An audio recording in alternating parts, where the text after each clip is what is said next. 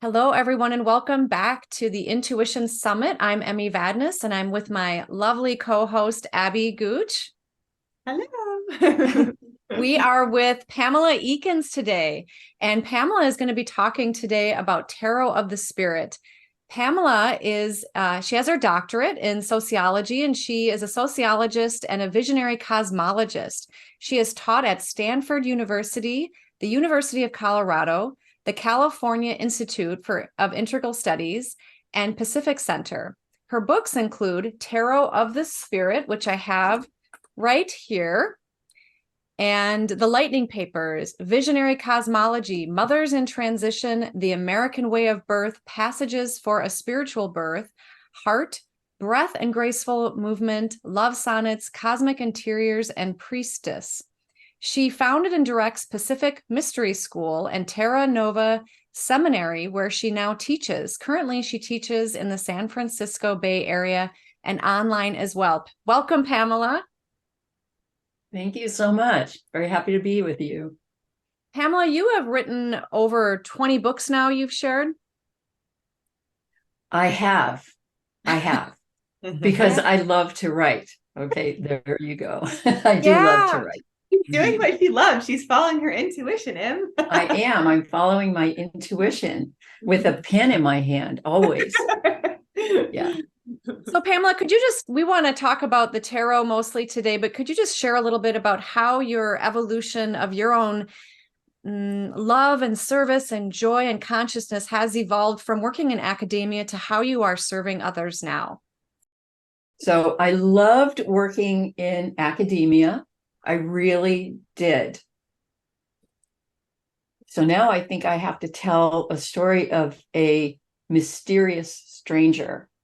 I still have one foot in academia, and I still really appreciate the powers of the mind, the powers of research, the powers of science, and the way all that comes together. But one day, a mysterious stranger crossed my path, and I was deeply ensconced in academia at the time. This was me. Briefcase, for real. I had a briefcase full of papers, things I was working on, research, classes. I had real short hair. I was very no nonsense, mid-rise heels, clacking down the hallway. That's how I feel about it, It's like clack, clack, clack. Okay, so teacher type, right? And so I had a little daughter. I had my baby girl. She was about 5. We went out to a restaurant on a Sunday morning, a local restaurant, and it was packed. And I live on the coast, and it's a harbor town. So this is a harbor restaurant. It was filled with fishermen, and it was packed. So the hostess said, okay, it's full. We're full. It's a 45-minute wait. Do you want to sit at the fisherman's table, which was this big table with a lot of fishermen gathered around the table? And I knew my daughter wasn't going to make it 45 minutes because she was only 5. So we said, yeah, fisherman's table. Good. So we sat down at the fisherman's table where there was one woman, and that woman was sitting in the corner, and we scooted in, squished up next to her. She was wearing a turban. She was a mysterious stranger wearing a turban. And the fisherman started talking about the phases of the moon. My daughter entered the conversation. She was very gregarious about the faces of the moon and how she always drew them. And at that moment, this woman said, I've been waiting for you for 2 months. I've been sitting here waiting for you for 2 months. I recognized you when you walked in the door. You're it. I'll cut to the chase. You're it. We're going to meet tomorrow, which would have been a Monday.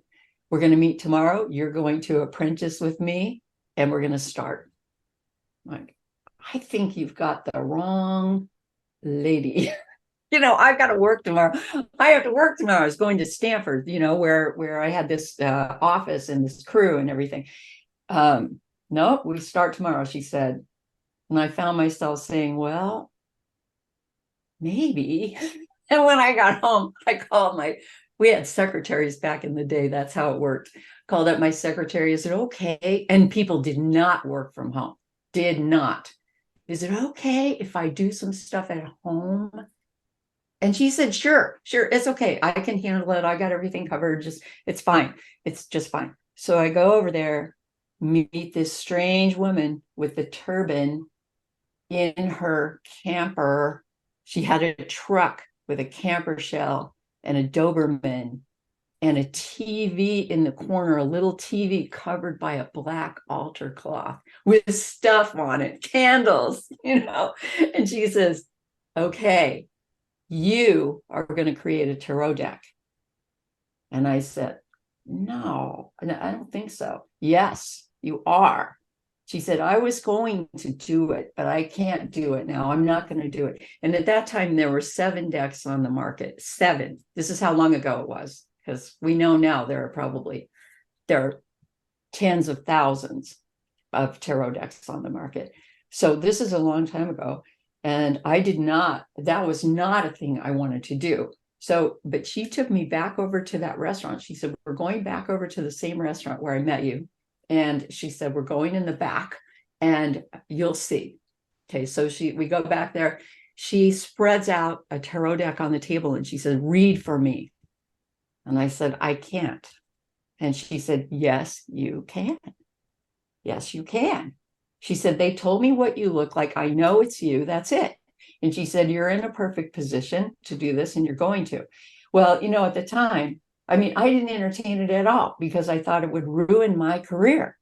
Tarot, no, no, that's not going to be acceptable. It will do me in entirely. So in any event, however, I got hooked. The first day she showed it to me, it was as if I did know it. I did recognize it. I did feel it. It's like, what was this? She laid out the cards and almost immediately I could see there was a structure to the cards. And then I tried reading them for her and I felt like I can read these cards. I can read these cards. And what she said to me was, she said, well, here's the problem with the existing tarot decks. They're either too dark, too light, too masculine, too feminine, and they're not balanced. They're not balanced. And so what is wanting to come forward is a tarot deck that is exactly balanced in the middle of all these opposites. It contains all these opposites, complementary and supplementary forces, as I would think of it right now, and then bring that together in a way that really moves things forward. Well, I found myself right after that being called into no less than 3 Western mystery schools. So mysterious things happen. I don't want to go into it. It will take too much time, but I found myself in 3 Western mystery schools, which the Western mystery tradition uses the tarot as flashcards of the tradition. And when I talk about Western mystery tradition, what I am referring to is Kabbalah or Kabbalah. Kabbalah is English pronunciation, and the tree of life, which emerges from that. Then all the tarot cards get placed on the tree of life. Okay, question that arises, are all tarot decks emerging out of the Western mystery school, and are they all based on the tree of life? The answer is no, they're not. They all share the same positions, but a lot of people create tarot decks because it's fun. It's just a fun thing to do. It's really fun to create a tarot deck, and they will sort of copy other people's positions in the tarot deck, but they're not necessarily based deeply in the tree of life. So some of the tarot decks that are based inside the Western mystery tradition, 2 classic ones that everyone is aware of would be the Waite Rider deck I want to say the Waite writer Pamela Coleman Smith deck, because she painted the cards, and the Crowley deck, and I should say Crowley and Lady Frida Harris, who painted the cards, because the artwork is so great. Okay, so those two are Kabbalistic tarot decks. They're called Kabbalistic decks. They fit into the Tree of Life. Tarot of the Spirit is definitely a Kabbalistic tarot deck, a major Kabbalistic tarot deck, which, okay, last point on this, it wound up being created by, I did it. I mean, I did it. Oh my God, I did it. I did it. I apprenticed with her. I created a tarot deck. And not only that, I got my mother involved. So my mom was already an artist. Oh, my mom, she was an artist. She was also a university professor. So she's teaching art creativity at the University of Denver. I was in the San Francisco area. She was in Colorado. And I say, Mom, do you want to paint? Would you ever be interested in painting a tarot deck? No. Well, mysteriously, my mom got called. This is too long a story to tell. She also got picked up, just like I got picked up, by mysterious strangers and brought into the Western mystery tradition. I had nothing to do with it. It happened independently within maybe 3-4 months of each other, that I started out writing and drawing the deck. And I saw this is going to be way too much for one person. So Mom, since she was the best artist I knew, happened to be my own mother, Mom, would you want to do this? So a few months later, I'm not going to go into all the details. A few months later, she said to me, that tarot deck you're talking about?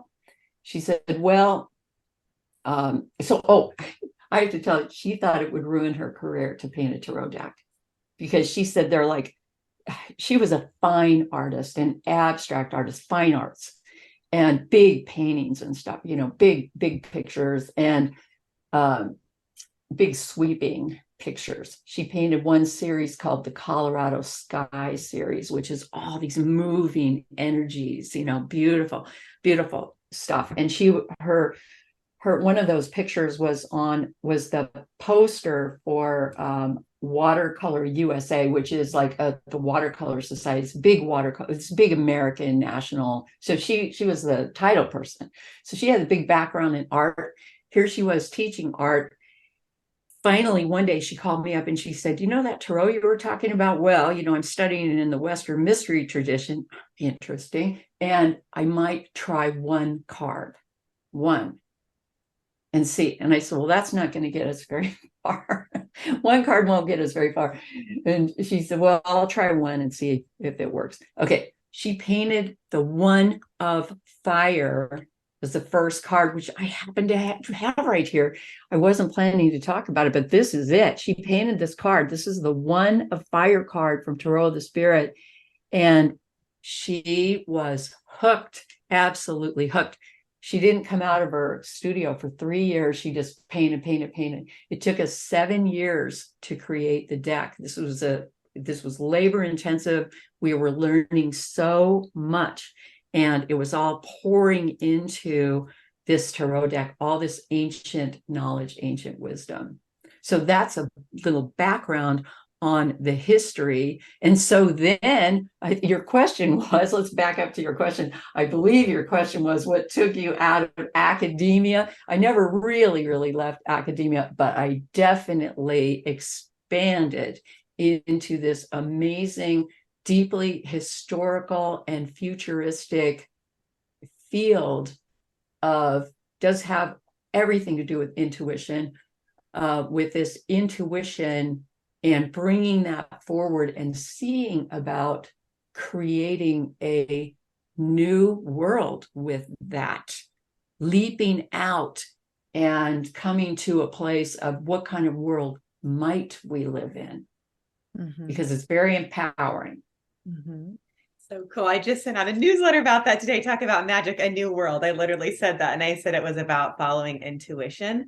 And what I just want to share, Pamela, is I love that that woman listened to her intuition, and so did you. It sounds like she was a perfect stranger, yet probably familiar at some soul level, right? And to me, that is the beauty of intuition. And I don't know if Emmy told you when we were talking to you earlier or with everybody listening, but when I started so young at 19, it's because I believed in everybody else's intuition.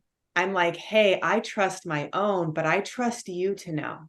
So the concept of us following what we know and trusting other people to follow their intuition is just key. So I just wanted to mention that because I thought it was so beautiful hearing a live story, and I did even in the email, I talked about like finding a perfect stranger, a child. It's just so funny how the magic of the conversation flows. But yeah, just for us to listen to that and be able to trust that place within us all.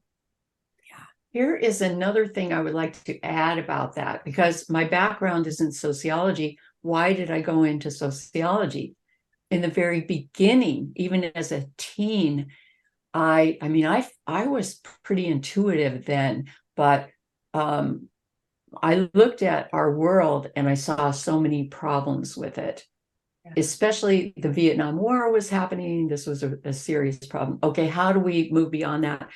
A world beyond war, that was my obsession. That was why I went into sociology in the first place. But now let's cut forward to tarot as an intuitive device. So I mentioned that when I started, there were 7 decks on the market. It took us 7 years to create Tarot of the Spirit. By the time we finished the creation of Tarot of the Spirit, there were 700 decks on the market. It was a movement. It was a movement. We didn't know that. We had no idea.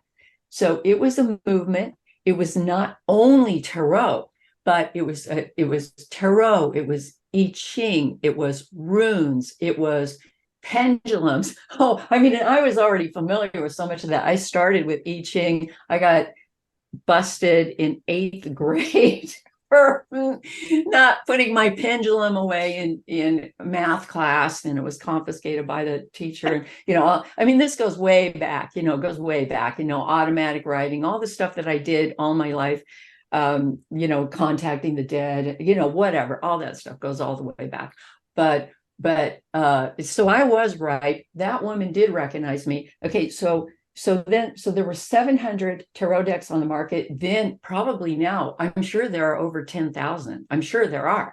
Okay, so it was a movement. Why? What was that movement about? And because this is in the 80s. This was all going on in the 80s. Tarot of the Spirit was published in 1992. In fact, I received it on my doorstep on winter solstice 1992. There it was. So it was a major thing. So, okay. So what was this about?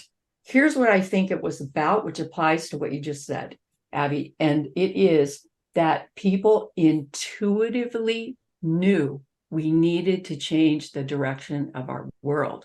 We needed to do that. But what was wrong with this picture? We had no leadership. There was no one stepping forward with the right kind of ideas that we needed to start rolling forward in a different way.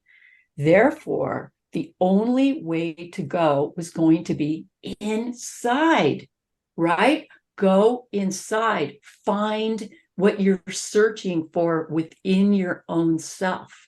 This is just what you said, because everybody has those talents, but some people are really called more to it than others, but everybody's psychic. I believe that completely with all my heart, right? Everyone has intuition. There is nobody on this planet who does not have intuition.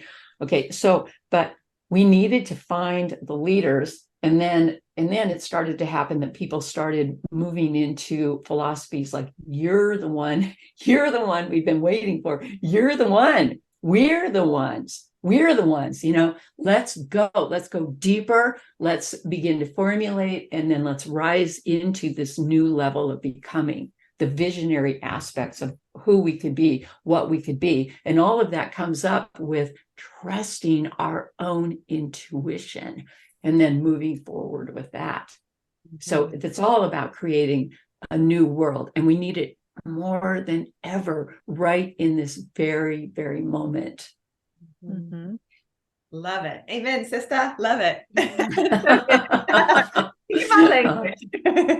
How does the tarot of the spirit help people to connect with their intuition? Now, I just want to offer that I have taken Pamela's Western Mystery training, did the year-long program, loved it. I have read her Tarot of the Spirit book, and I still use your cards actually as well. I've made my own intuitive cards, and I was trained by my teacher, and I also teach people how to make their own intuitive development cards based on their own soul images that come forward in meditation. It's not to mirror the actual Kabbalistic of the tree of life per se. But, you know, it's interesting. You talk about a mystery person who really identified you, Pamela. And it was one of my former clients who came to me one day and said, Emmy, I have to get rid of all these books. And your kit was one of them. It was the book with the deck.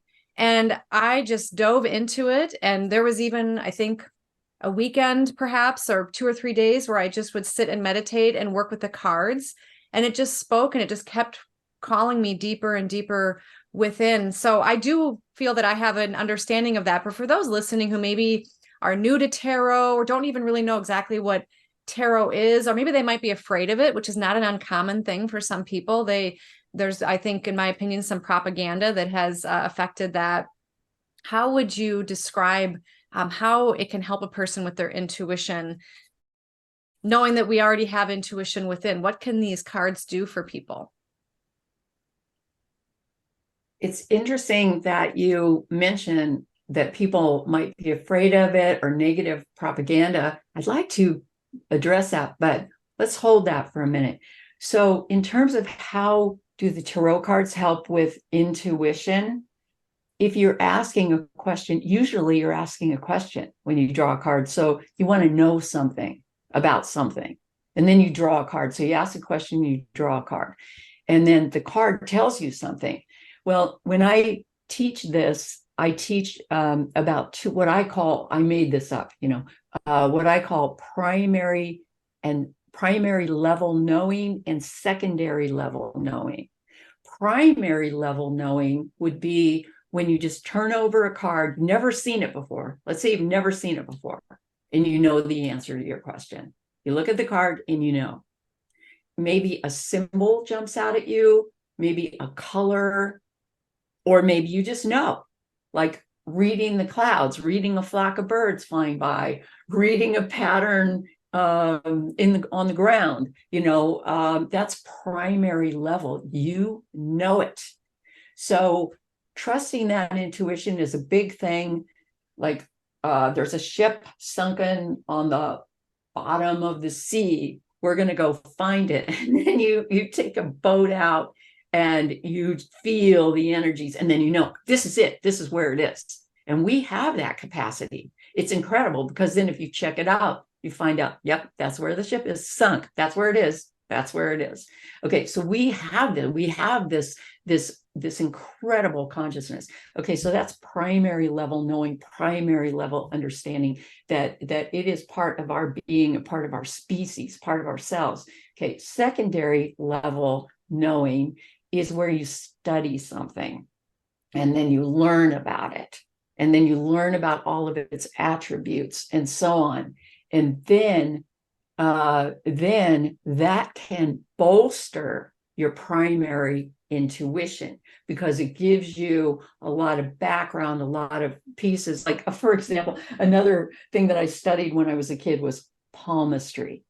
Okay, so palmistry. So you've got a headline, you've got a heart line, you've got how many marriages or babies or what, it's all on your palm.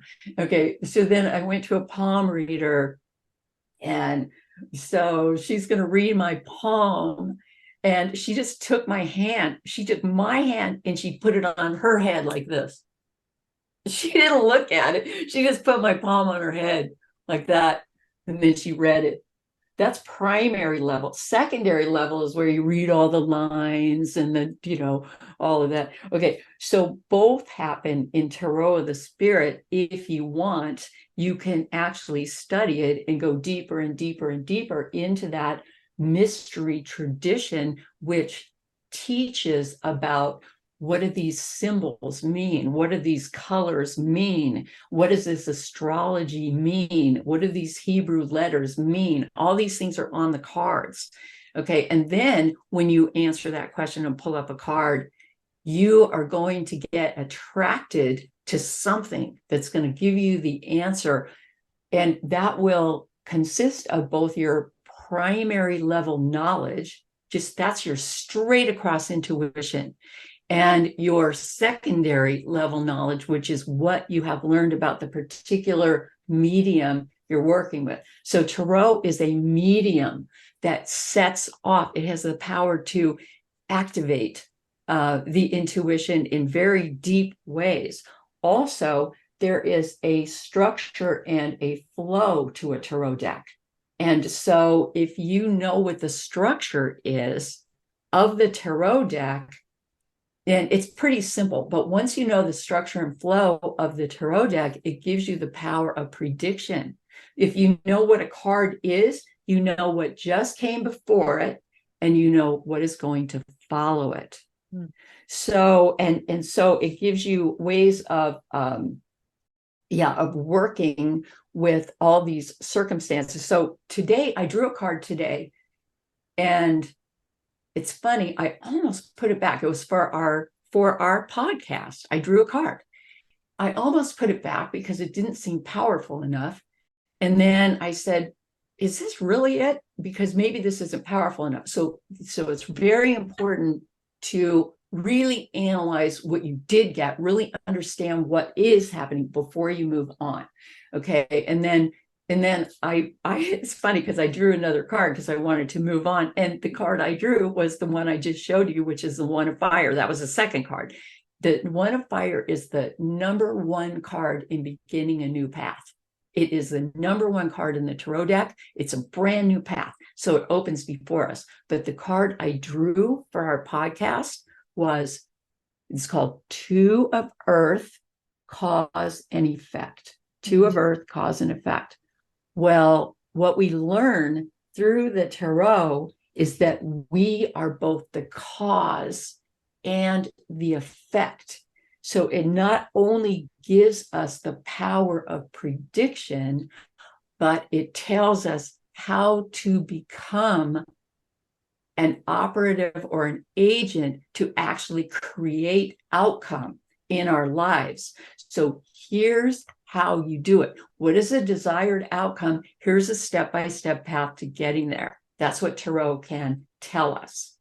Okay, so there's that. And I just want to segue for 1 second. There's so much more to say about that, but about the negative publicity. So I've been doing a lot of past life work, and ancestral work and stuff like that, which you can also do with the tarot. The Chariot card will lead you straight into it. The Temperance card will lead you straight into it, to all this ancestral work. I don't want to go into that too much more. Oh, except I will say, if you are interested in doing any past life work, I have a free past life regression that you can use, which is on YouTube. So just put in Pamela Eakins past life regression, it'll pop up. So you can do your own, right? You can do your own, because I'm a hypnotherapist too, and I do past life regressions for people anyway, sometimes, but it's the past, the present, and the future. But let's talk about that negative thing for a second. So as I'm doing research into my past, I have ancestors from long ago. So one, let's say, because my grandmother instilled this in me. So one, let's say, is Mary, Queen of Scots, right? So I researched her very thoroughly because I was interested. And I want to know, is she in my DNA? Am I remembering things? Okay, so what I found out about Mary, Queen of Scots, one of the things, I'm writing about this right now, incorrigible writer, I can't stop writing. So I'm writing about Mary and other things and the witches of Salem. Okay, okay. So, but in any event, here's Mary. She grows up in the French court. I won't give the background of her life, but she grew up in the French court, and her teacher was Nostradamus, who was the prognosticator for the French court, not only for the French court, but also for the Italian court and whatever. Okay, they were working with tarot cards. That was one of the things they were doing. They were working with tarot cards, and the cards had the personages on the tarot cards included kings and queens and such who were around Europe. There was a lot of hostility going on, and they could do a tarot reading and look at who is rising and falling in power and why. Okay, so then finally, when a lot of people didn't like this because the tarot put way too much power in the hands of those who were using it, way too much. If they could talk about who's in leadership and who will be coming into leadership and things like that, and start to sort of work those energies on the astral plane, you might say, because that's what they were doing. And in real life, this has got to stop. So some people rose up and said, no more of this. This is no more tarot cards, no more of this, this sort of psychic knowing, non-ordinary knowing. It's out. It's out. Enough of these sorcerers, court sorcerers, enough of these, enough of the witches, enough of the sorcerers, enough of the wizards, out with all that. And so her son, Mary's son, who was King James, author of the King James Bible, I mean, they started to outlaw some of this stuff, and they actually brought it forward as part of the religion of the day. So that's why it still lingers. It's still lingering. But it was a human-made. It was a human-made movement to tamp down this intuition, and especially not to teach it to the kids in the court. They were teaching the kids to trust their intuition, the kids who are going to be the next rulers in the world. Mm-hmm. Okay, but those kids, a lot of those kids, they were ruled by regents. They weren't in charge. Like the person that she married, she went there to marry the king of France. But when he became king, I mean, he was only 14. So he had regents running the show. Right. Okay, enough of that. But the tarot cards go way back. That's the point. They go way back. The mystery school goes way back. Yeah. It's changed. It's not the same as it was. It goes way back. Yeah. Well, one of the reasons I think some people, certainly there are religious leaders who tell people to fear it, but I also think that some people are afraid of knowing their future, or they think that it's all predictive, versus as a way, which is the title of our conversation here today, is to understand your spirit. And I think that it'd be helpful if you could delineate with your experiences, Pamela, about understanding your intuition and understanding with that cause and effect that you essentially can create your own reality, versus predicting the future with tarot. How do you sort of decipher all of that? Yeah, so we learn that there is a predictive quality because life goes through certain stages. So with the tarot, we learn the stages of life, stages of history, stages of creation in the universe. So it actually parallels science in terms of the stages of creation. So I don't want to go into that, but I wrote a book about it. Lightning Papers and Visionary Cosmology are two books that I wrote that detail how it moves together with science. Like I read that book and really enjoyed it, by the way. Yeah. Thank you. Yeah. So it's like 10 stages. A tarot there's an outflow of 10 stages. So that gives you the predictive quality, but that doesn't mean that this is what's going to happen. But let's take this card. This is the one I drew for today. It's a 2 of Earth. It's called Earth is manifestation. The card is called Cause and Effect. Okay, so this card follows the 1 of Earth. That's before it. The card after it is the 3 of Earth. Okay, so the 1 of Earth is called Form, and it means a new form is going to be created. Okay, so you ask the question, like say you ask a question, what should I do? And you draw this card, cause and effect. And it says, well, okay, you're going to be the cause of the effect, which is going to be the future. Okay, so this is a process card. You are going to create some, it's a figure eight, right? It's a lemniscate gate. You're going to put something out there and it is going to return to you in some way, or it's going to have an effect in the world. Okay, so the number one, which is called form. So you're saying, oh, what should I do? And you're drawing the two of earth. The one that just happened was called form, the one of earth. I'm going to create a new form. Oh, I get it. I was going to create a new form. That's what I was going to do. I'm now the cause. There's going to be an effect. Well, the third card, the card that follows this, is called the Three of Earth, and it's called Works. And that Works card is about engineering it. You are going to engineer it. I'm going to do that. I'm going to engineer something that's going to work. Then the card that follows that, and I won't go any further, but it's an outflow. The card that follows it is you create something, then it gets stabilized. Then you figure out how to stabilize it, make it work, send it out into the world. And it all happens. Then, okay, I am going to do the next one. Then we have to build into our model the 5. And the 5 means it is going to get disrupted. There's no way around it. It doesn't matter. There will be glitches in the matrix. It will get disrupted. Okay, so make a plan for that. Don't think, oh no, it's disrupted. Everything's over. No, you make a plan. You know it's going to get disrupted.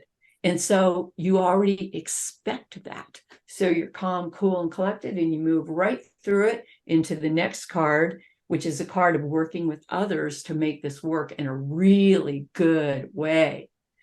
Okay. And then maybe you get bored with it. So the card after that is I need to seek even more, something new. It's a vision quest card.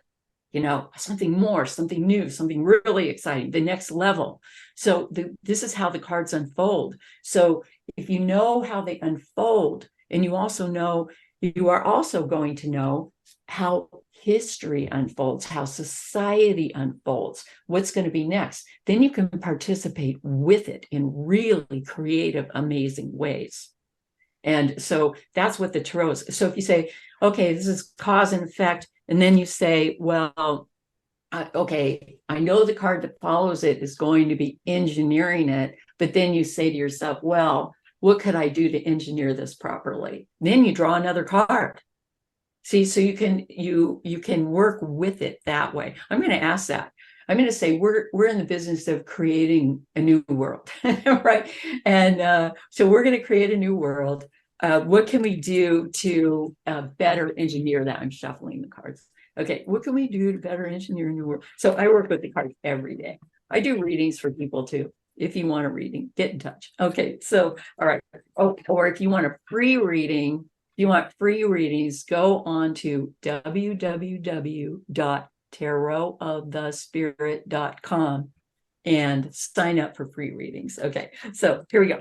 Okay, what can we do to better engineer a new world? What's one thing we can do? Because there will be more, right? There's more. But what's one thing we can do? And now I'm talking about the 3 of us. How about the 3 of us? Let's make it personal. Okay.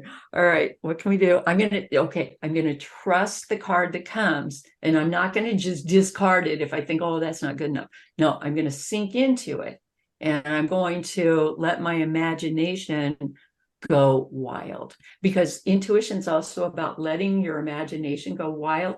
Okay, here's another note. I'm very left brain too. Left brain is linear and all about research and all about that kind of understanding. Right brain is like, let your imagination absolutely go wild. So that imagination and that intuition, that's your sail, S-A-I-L, and your reason and your step-by-step, that's your rudder. Okay, so that means that's going to help steer you, help control the energies, is you're going to filter everything through your reason. And because you're going to get some great and wild and wonderful ideas. Okay, so you might get the idea you have to change your life completely, or you want to, but your reason might tell you, okay, yeah, let's do that, but let's do it in a certain sequence over a certain period of time. And that way it's going to work better. So that's your reason always guiding you. So the tarot of the spirit works with you. It works with your reason. It's got 4 suits, actually. The reason is the suit of wind, which is about consciousness and your mind. It's got the suit of heart. That's the cups. It's all about your emotion. And that's where the intuition lies. It's in the heart. It's the heart knowledge. The reasons in the brain, right? Yeah, the heart. So you got the heart, the heart knowledge, and your reasons in your brain. Those 2 work together, right? Then you have 2 more. The first one is the spirit. That's your energy. This all relies on your spirit, which is your connection with the cosmos, your energy, what inspirits you, what brings you alive, and that's a different energy. It's a different force. So you have the spirit, heart, mind, and then the 4th one is the body. Those 4 work together. The body is the body of manifestation, so it all comes forward. Okay, so I was asking a question, what can we do to engineer a new world? Spirit, heart, mind, and body. Okay, so the card I drew for today, which was the 2 of earth, that's in the realm of manifestation, activation. It's in the body because it's an earth card, and the earth is all about manifesting the body of the world and bringing it forward. Okay, so how will we bring that forward? What can we do? So I'm talking about 3 of us. Okay. What we do to help initiate, help create, help bring in a new world. We're going to trust the card. Oh, okay, so this is where you might want to reject it. This is our card. It's a complicated card. It's called the 5 of fire. 5 of water spilling. So this is in the heart because the water is all about the heart. And when I first looked at the card, I see 3 spilled cups. And I always trust the first thing that comes to me. That's intuition. Because there are a lot of symbols on the card. I could look at anything, but what's attracting my attention is those 3 spilled cups inside a black triangle. As we go into the secondary level learning, what we learn is that black triangle represents the past. It's called the dark pyramid of the past. So we're asking the question, what can we do to impact our world or to create a new world? The first thing we need to do is acknowledge the spilled cups. Okay, what are the spilled cups? The sorrow, the suffering, pain, suffering, old age, and death. I mean, so this is a heavy answer because it's saying the world's in sorrow. Well, how are you going to move forward? How are we going to move it forward? It says, first, you have to acknowledge it's there. Now we're going to change the symbolism, and that dark pyramid of the past, I'm going to turn it into a road. See how it looks like a road going forward? Okay, but we can't roll over. We're driving down that road and we can't roll over those spilled cups because there's a bunch of broken glass on the road. Okay, so what are we going to do? We have to stop so our tires don't get stopped. We have to stop. We have to acknowledge the sorrow before we can move on. We have to get out of the car. We have to sweep the road clear. Then we can travel forward, forward, forward into a future where there are 2 beautiful cups standing, spewing light everywhere. But first, we have to face our own suffering, our own tragedies, our own sorrow. So this can be our own interior grief, or it could be in the world around us. Okay, so first step is acknowledge what's wrong in order to create, before we can just leap forward and create this world of shining light, let's look at a much bigger picture. That's what it's saying to us. Look at a bigger picture. Okay, now, okay, So, okay, now I'm going to push this. Okay, if you don't mind, I'll push it a little bit and I'll say, well, what do you want us? I'm talking to somebody. What do you want us to see in this world of suffering? And let's just see what comes up. And then I'll ask, well, where are we going? Where are we going to take it? Where are we going to carry it? Yeah, and while you're doing that, Pamela, I just want to offer what I saw also with the symbolism. And of course, you're the high priestess of this for sure, is that you mentioned the three of us, and I saw three cups, and I felt like, and I agree with you. I think with intuition, at least a lot of how I work with it is that it's very much around healing and recognizing, like you said, where the wounds are so that we can get more clarity of our intuition. But I was just noticing that the three cups, and you mentioned that is emotion and intuition. I felt like maybe it's the three of us in this moment sharing our intuition with the world as well, knowing that we've gone through a lot of pain, we've gone through a lot of transformation for even to be here right now in this moment at 1:07 p.m. Central Time on October 16th. I know all three of us have been through a lot of transformation to have the courage to even be here today doing what we're doing. Absolutely. And the biggest part of intuition is trusting your perception. So, for example, when you read the tarot cards, there's no right way to read the cards. You can learn all about it, but the only thing that matters is your perception.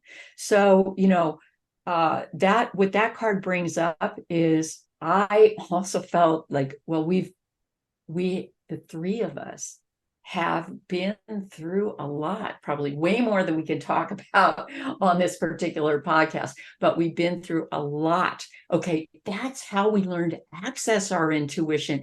Really, what we're going through, and then you learn how to read people from what you're going through. Read the scene, read the people, and it just keeps expanding your intuition, right? Yeah. So I was going to ask the question, well, what do we need to look at? Like the three of us, what do we need to look at? But we may have just answered it. One thing is we need to look at our own suffering, our own grief. Oh, so here's what we need to look at. Water Mother, the divine feminine. I mean, okay, look at yourself as the divine feminine, Water Mother. She's the keyhole. She's the love of love. She's the compassion of the compassion, and the keyhole she's called she is the keyhole to the future, to everything, to understanding, to knowledge. She is the very personification of intuition, the very absolute personification of intuition in the tarot deck. And the name of the key that opens the door is love. So that's a teaching for us. And she's all about the water and the heart. She's the heart of the heart of the heart. And you can see her there meditating, and she's got the lotus in her lap, and oh my gosh, and her solar plexus is illuminated. But guess what else she's got? Most people would not see this in the card. She's got boundaries. Okay, I'm going to put the card way up, and I don't know if you're going to be able to see it.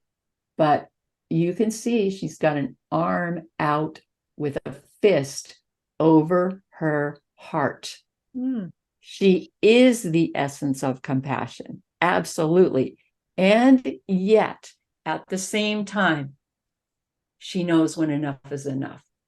And she can block the energy. She can block it. Okay, so we have the power to block. That's another aspect of intuition. It's not just letting everything in.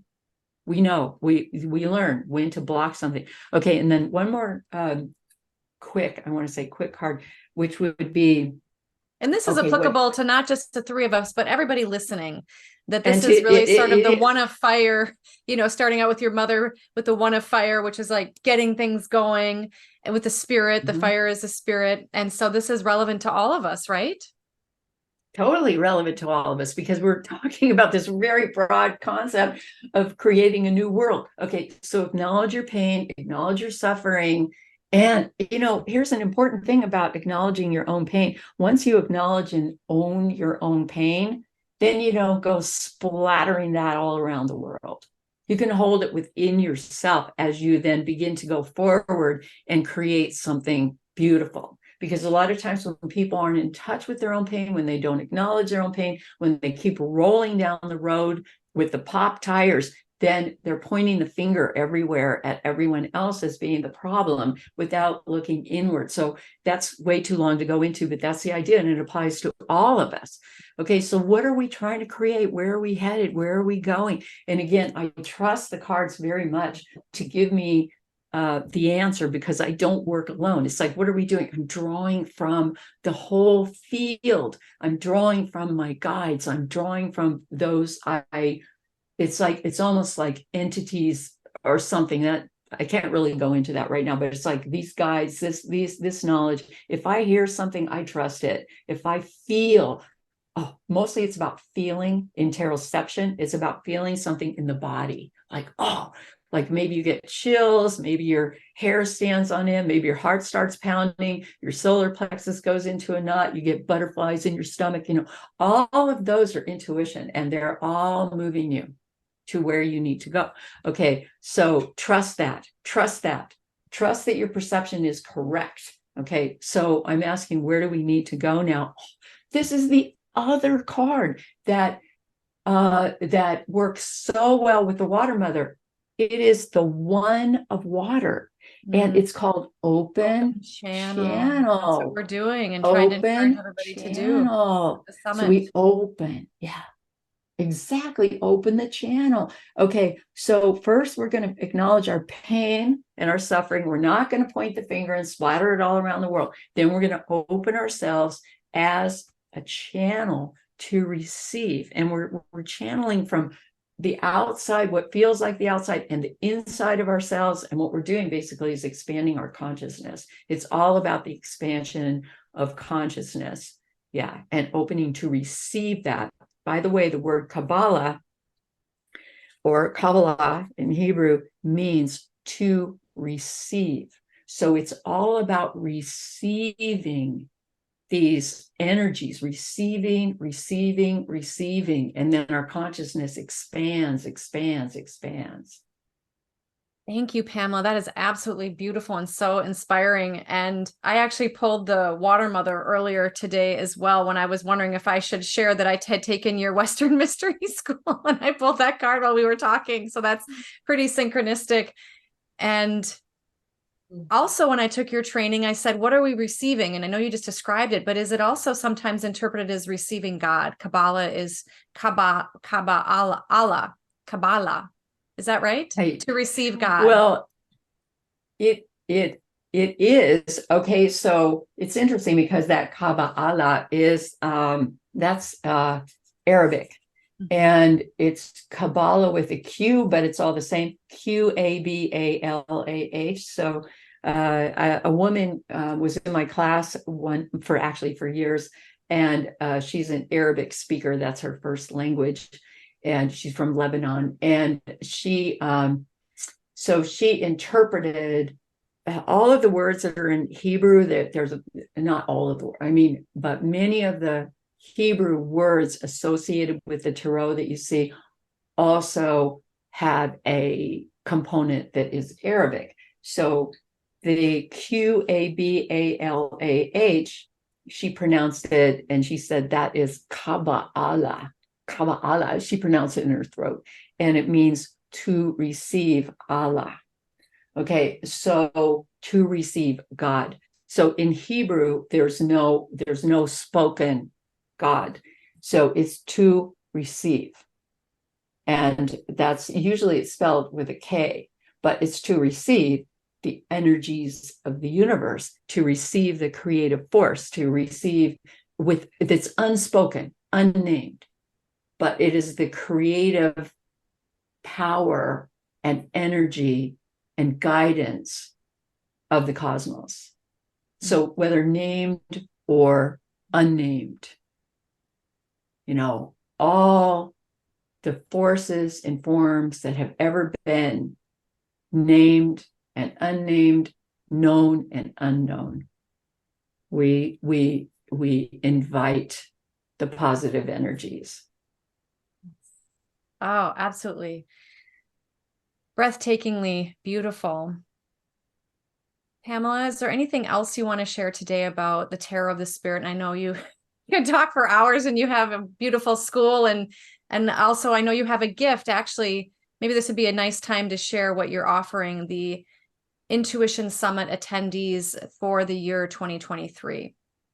So I will say I teach a number of classes, and I'll mention three that are upcoming. I have an ongoing class in Tarot and Kabbalah in the Mystery School, and it's called Second Saturday Tarot. These are live classes. I also have online classes, but 3 live classes.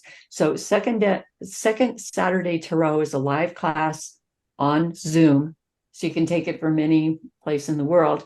So on that one, in that class, we just look at different aspects, all different aspects of Tarot, Kabbalah, and so on. So that is second Saturday. So for between now, this is for people who are watching this only, people who are involved in the Intuition Summit, that if you would like to attend the second Saturday class in November or December, you can have a 10% discount on that. So you just go on to www.tarotofthespirit.com, and I think and you can sign up for it. You put Intuition Summit, but I think you'll put it on something you send out as well.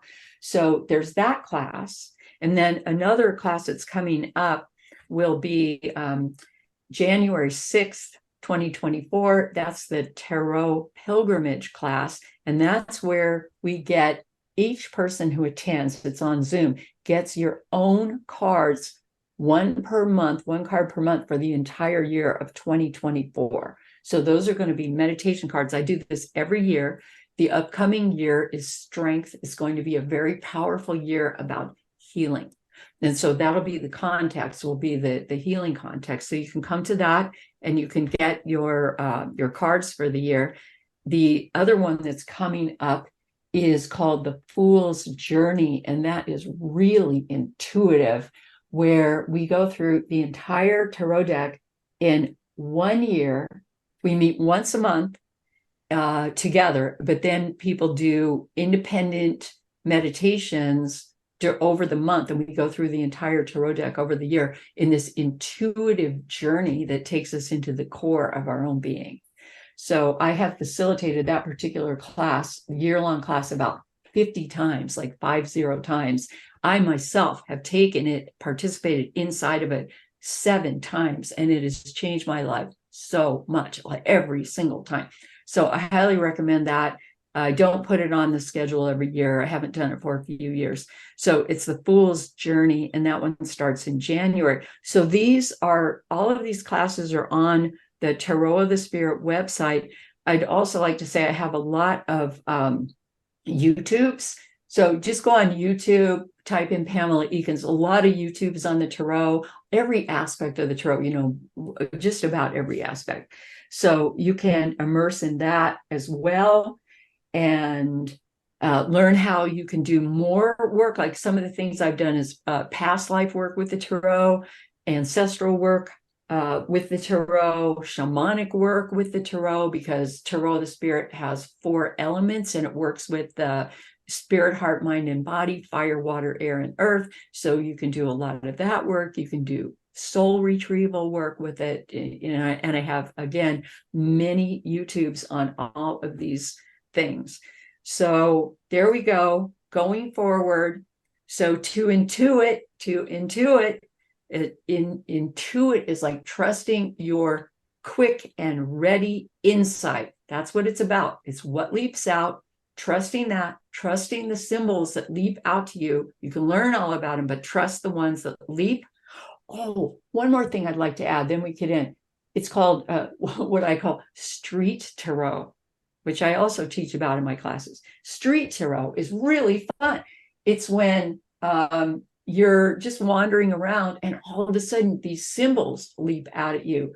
Like my daughter, I was talking to her on the phone, and she was on a walk and I was on a walk. And she said, this is this week. And she said, oh, it's an owl feather. So she picked it up. Oh, here's an owl feather. And then she walks a little further. Oh, here's another owl feather. So she picks it up, 2 owl feathers. Then she keeps walking. She's out in the wilderness someplace. And she said, oh, And here's a saw. She picked it up and she was carrying the saw, right? So she's got 2 owl feathers and a saw. And then the next thing that happened was she runs into a praying mantis. And she said, I've never seen one before. There's this big praying mantis right in front of me. What does it mean? What does it mean, Mom? What does it mean? I'm like, well, what do you think it means? It's a praying mantis. It's praying, So you got 2 owl feathers. You've got a saw. That's wisdom times 2, right? You've got and death too. The owl represents all kinds of stuff, right? And there's where secondary learning about the owl is really important. What about animal totems? Same, right? And then you can start reading all the animals. So anyway, 2 feathers, a saw. What does a saw do? It both takes down, cuts away, and you can construct with it. Both. What are you going to do with it? It's for cutting 2x4s. It's for cutting tree branches, And then the praying mantis, well, how does that whole prayer figure in? And what is that all about? Or what do you know about a praying mantis? So that's street tarot. It's like pay attention to everything that's happening at all times and trust it, immerse in it, and know and believe it's for you. And you are the one who can understand it. Yeah. Your deck and tarot in general is rich in symbolism. And so there's a lot of symbols that we can have that can be generated inside of us. And we can also then use the cards as a way to understand what really is already happening within us. And so we can get more of that validation as well. Abby, is there anything else you want to ask or anything else you want to share before we wind down here today? I just love the magic of intuition. It's that flow. It's just very cool. Yeah. To see it just manifest in the cards. And I was one of those people that was like afraid. I saw your title. I was like, oh my goodness, but I trust M and you. And so I'm like, okay. So I just felt like so illuminated by your talk. Like, thank you so much. And I felt like it spoke to me. And I do agree with M. Like, I feel like it's probably going to speak to everybody in their own way, but to the point, like we literally got new doorknobs and my mom got them for us and she's like opening new doors. And then I saw your door. I was like, oh my goodness. It's like all these things we can kind of see how they're all interconnected. So I think that's just really beautiful. Yeah, I'm just grateful for your big heart to share and offer so many different things for people to tune in to what they know and learn more. So thank you so much. And thanks, Em. Thank you so much. It's been a pleasure to be with you and to have this experience. So thank you so much. Bless. Thank you, Pamela. Thank you, everybody. And do check out Pamela at tarotofthespirit.com. Is that right? Mm-hmm. Okay, wonderful. Thank you, everybody, for joining us. Lots of love and blessings. Bye for now. Thank you.